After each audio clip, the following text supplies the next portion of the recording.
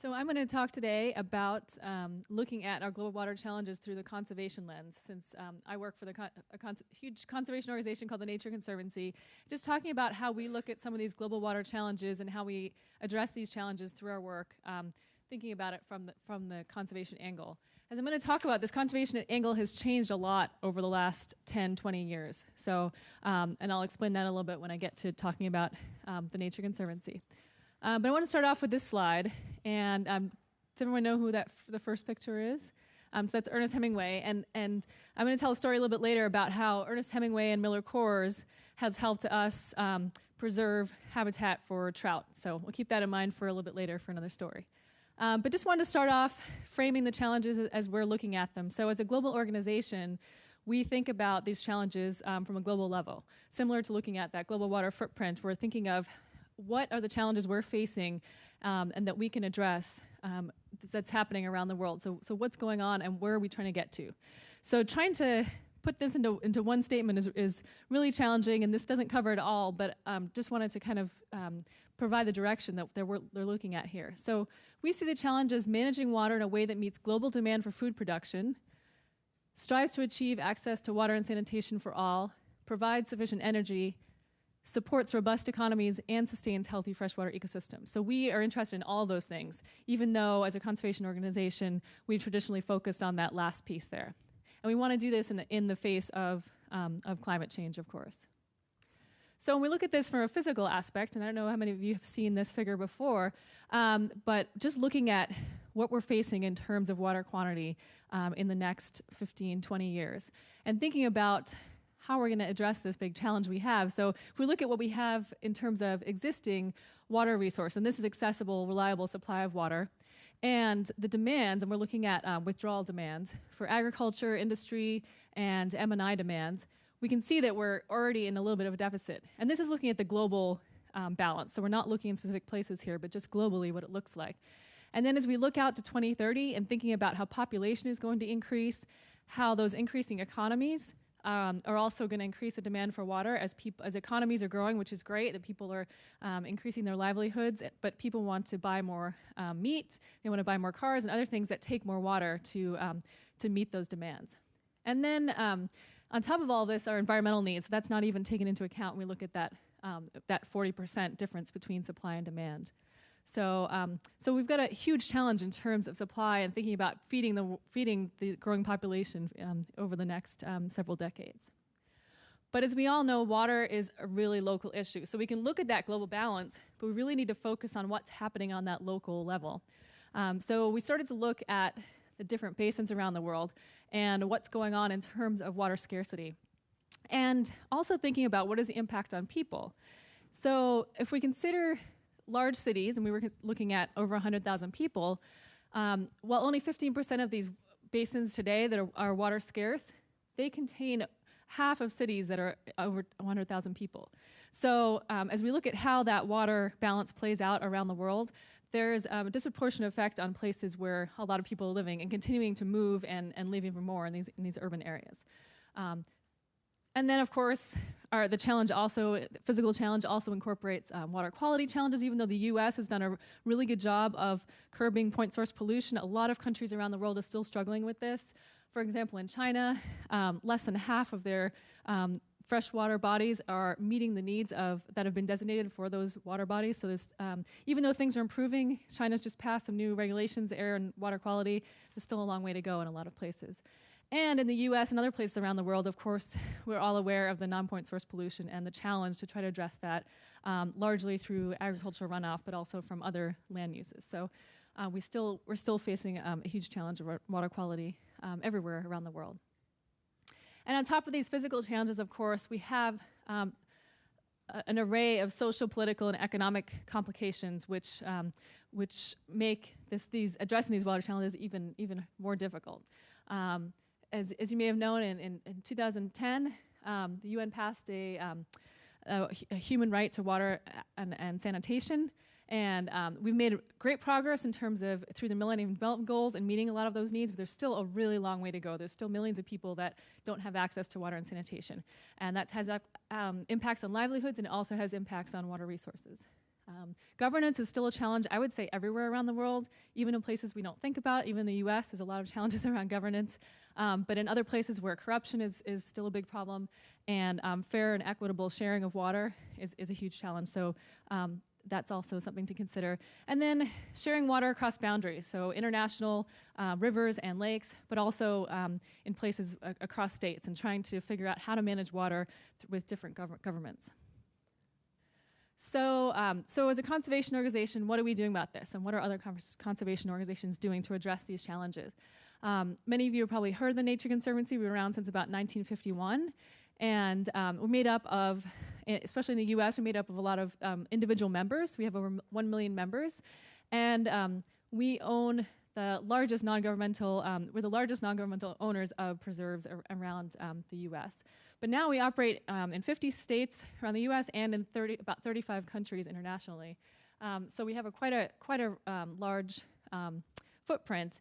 And in each of those places, we work really locally. So even though we have this global program, and we're looking at these challenges from a really global level, we're also really ingrained on those local levels and building relationships on the state level, on the local community level, around all the places we work. And when I talked about that shift that's happened around conservation, it's really been moving away from, I think in a couple different ways. One of the pieces is moving away from just focusing on nature, but also thinking about people within that nature. So thinking about the impacts of the work we're doing on all the natural ecosystems we're thinking about, the species and all the biodiversity, but also those impacts on people. And that's become a really important part of our work, and it should be, obviously. So our mission actually changed a couple of years ago to thinking about conserving lands and waters on which all life depends, so not just those specific species, but also humans and all the things that we need to do and how we interact with our natural resources. And as an organization, we moved from, traditionally, we bought pieces of land, we set them aside and said, okay, we're gonna put these aside so that we can save those for future generations. And over time, we realized that there's no way we're gonna be able to buy all the pieces of land we wanna buy. And that's not the way that's not how we're gonna have a big impact on the ways that we're interacting with the natural resources. So today, we do a lot more work that pertains to partnering with folks.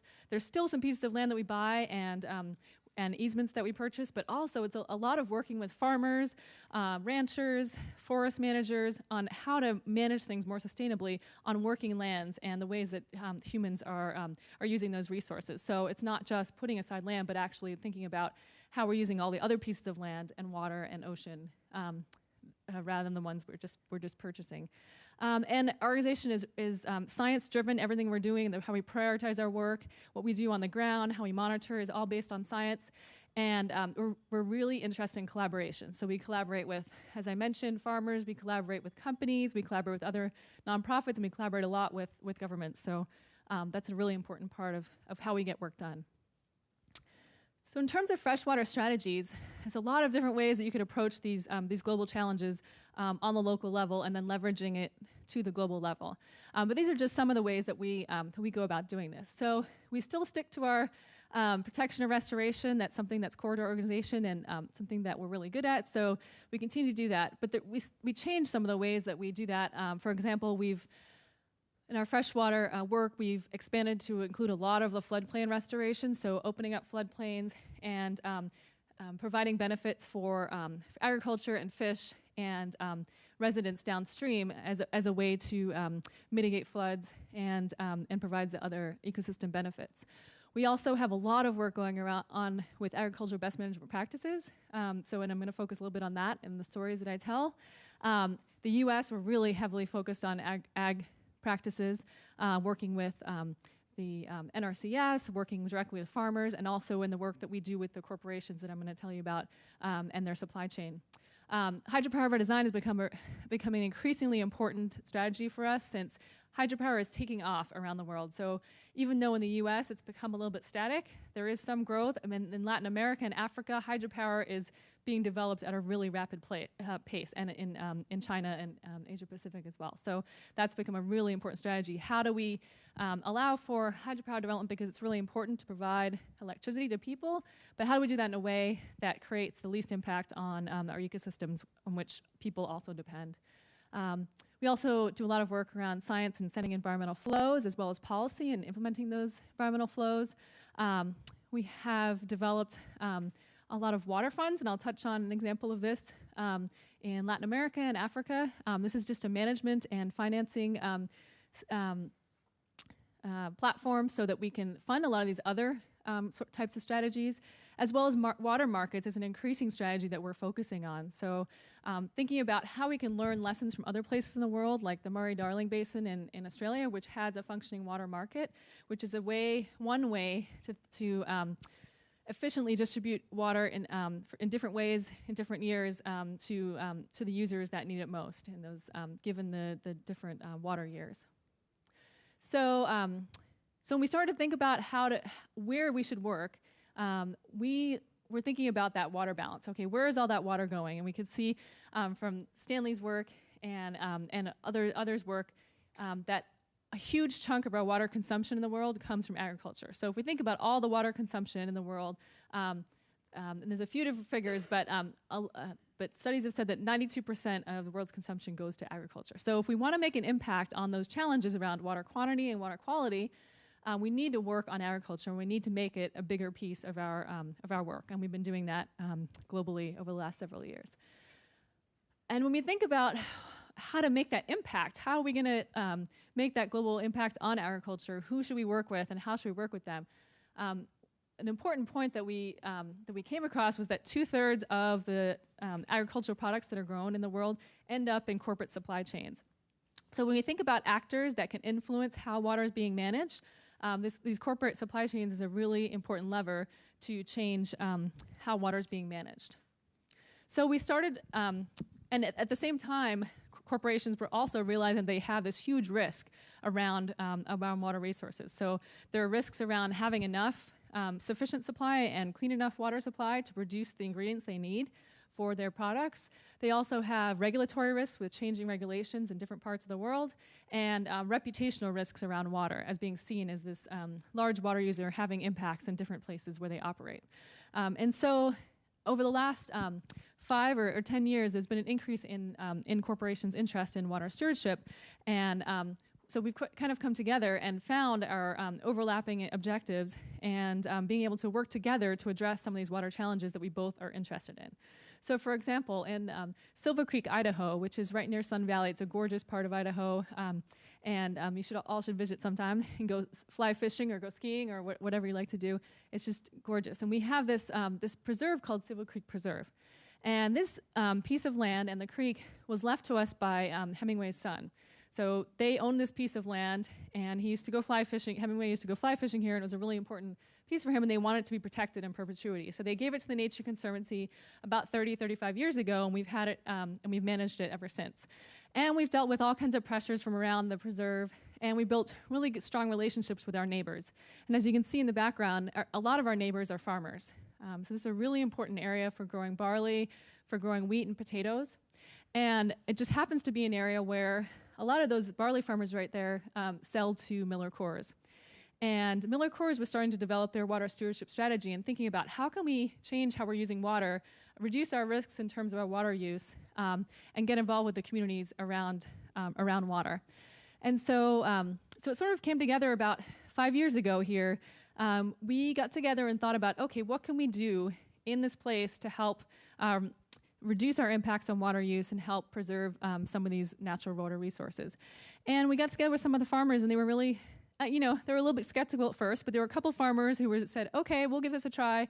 We'll see how this goes. And so we got together with a couple of farmers right next door to the preserve, and we sat down and we looked at different agricultural best management practices, from irrigation efficiencies to creating habitat on the farm to natural conservation practices on and around the crops. And so we came up with this suite of practices which we applied to one of the farms, and we created this showcase barley farm is what we call it, where we implemented the practices and monitored very closely those impacts of those practices. So how much water are we saving? What were the impacts on water quality? What was the returns for the farmer? So we found out the farmers were actually saving quite a bit of money because they didn't have to pump as much water, so they saved on energy use. So we looked at all those different impacts and were able to track those and report on those. And now we can use that farm as a learning piece for other farmers in the area. So other farmers come here and talk to the farmer and learn about those practices and how they're working and what the impacts are. We've also used what we've learned here with in other areas where Miller Coors buys barley. So for example, southern Colorado, which is a really dry area where Miller Coors grows barley, they invited one of these farmers to go and talk to those farmers and tell them about the practices they're using. Of course, it's a very different setting, but just getting a sense of how some of these practices could benefit both the farmer and the natural resources. And of course, we take the learnings that we've used from that we've learned at Silver Creek and share that with other companies and share that with other interested agricultural groups, so that we're making an impact on this local place here on a preserve which we're really interested in, which is really important for trout and other species, but we're also using this to leverage it into other places and take what we're learning and have an impact in other places. And for example, a couple summers ago, we're also working with General Mills in the Snake River Basin, which is this larger basin here. And so they came to the barley farm and learned about what we were doing to get ideas for what they were wanting to do in other places with their wheat growers. So another example of how we take some of these individual practices and leverage them out over a basin is an example of our water fund in the Upper Tana Basin, which is the water supply for Nairobi. So this provides over 90% of the water for the city of Nairobi. And we developed this model of water funds in Latin America. We've applied it in about a dozen places there. And it actually was developed based on the idea that of what the New York City water supply did a decade or two ago, when they were faced with this challenge of worse declining water quality. And they had a choice of investing in a gray infrastructure, which was a new water treatment plant, or using some of those funds to invest in the watershed and try to maintain the water quality through practices that reduce sediment runoff and reduce nutrient runoff. And so we've applied this model, like I said, we started in Quito, Ecuador, and now are in, I think, about 10 countries in Latin America. And this is our first water fund in Africa. So obviously it's a very different culture, very different setting. And so we definitely think about that. But this model allows us to apply, and I'll go forward and show you what the model looks like. But the basic model is a payment for ecosystem service program. So you're providing financing and a management structure to make decisions about best management practices in the watershed that will provide, maintain, or improve the water quality for the users downstream. So the users we're talking about here is a beer company who's in Nairobi and is interested in getting high quality water. It's the Nairobi Water Supply Company. It's KenGen, which is the hydropower company, which relies on clean water in its reservoirs, so its reservoirs don't have to be cleaned out or they don't have to replace them so often. There are the Greenbelt Movement. I don't know how many of you know about that. That's a tree planting organization in the who work in the Upper Tana Basin. We have the water users associations in all these different small basins. We've got the water Ministry of Water and the Ministry of the Environment and Agriculture working on this. So we've got a whole bunch of stakeholders we bring together on a board to make decisions about how to prioritize where to work to meet the objectives of the water fund, which could be anything. Here the objectives are to reduce sediment so that for the hydropower dams and for Nairobi Water, so they don't have to shut down the water supply system so often, because they actually have to shut it down every so often because there's so much sediment. And then also meeting the needs of the people in the watershed. So making sure we're either maintaining or increasing the livelihoods of people, so small landowners who are farming in these places and other landowners who are ranching and other things. The types of activities we're implementing are some irrigation improvements. We're looking at reducing erosion there's a lot of steep slopes in this area, so using terracing and other natural practices to reduce the sediment that's running off. So this water fund has been going for, I think, 2 or 3 years now, so we're still pretty early into the water fund, but we're making sure that we're monitoring what we're doing so we can see the impact, and also evaluating how we might want to change our practices or change the focus of the area that we want to work in the watershed. And then, I'll just click these really quickly. And then thinking about that piece about monitoring, evaluating, and making sure we're reaching our impacts. So the other piece that we're really interested in is thinking about setting goals of where we want to be. So for example, if we want to look at water quality that we're looking at here, and we could decide between this really bad water quality with fish are dead, and this really happy fish up here where things are perfect. And we're pretty realistic that we're not going to get up here, but we have this sort of desired sustainable condition. And thinking about how we get to that desired sustainable condition from our current condition. And this is a really simple, of course, representation of how things work, but as we implement these best management practices, agricultural best management practices, we can make our way towards this desired sustainable condition.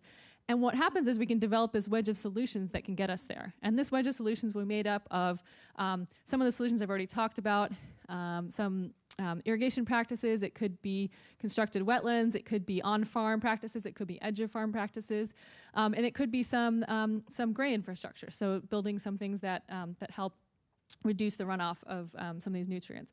But thinking about what we need to do to get there and monitoring along the way and evaluating how well we're doing in getting there. So not just putting these best management practices on the ground because everyone knows they're good or that it looks good for a company or a farmer to do that, but thinking about how far we're actually getting along this line and making sure that we're heading in the right direction and that we're heading towards this goal, this agreed upon goal that we're thinking about. So this is work, some of my colleagues out of the North America program are working with the University of Missouri to develop tools to figure out how to determine these wedge of solutions and in order to get to these desirable conditions. So this is something else, thinking about like the evaluation and the determination of how we're doing and what we need to get there. So last slide, just really quickly, just kind of summarizing through this work on agriculture, what we've been doing, thinking big but starting small. So obviously we start from that global perspective that I started this presentation off with. What are the big challenges and where do we want to head? Sort of that long-term direction, but making sure we start small. So starting with a pilot project of practices, measuring it, and being able to share that. So along with that is don't reinvent the wheel. So take what we've learned across our organization and across other organizations and share it so that we don't keep having to learn the same thing. But making sure, remember, that local conditions require locally relevant solutions. The same solutions are not going to work, obviously, in different physical, political, economic, social situations. The next one seems really simple, but it's really important to our work, and I'm sure a lot of the work that you all do is looking for that overlap of objectives. So for example, MILR-CORS does a lot of stuff that we're really not interested in, or maybe we don't even agree with.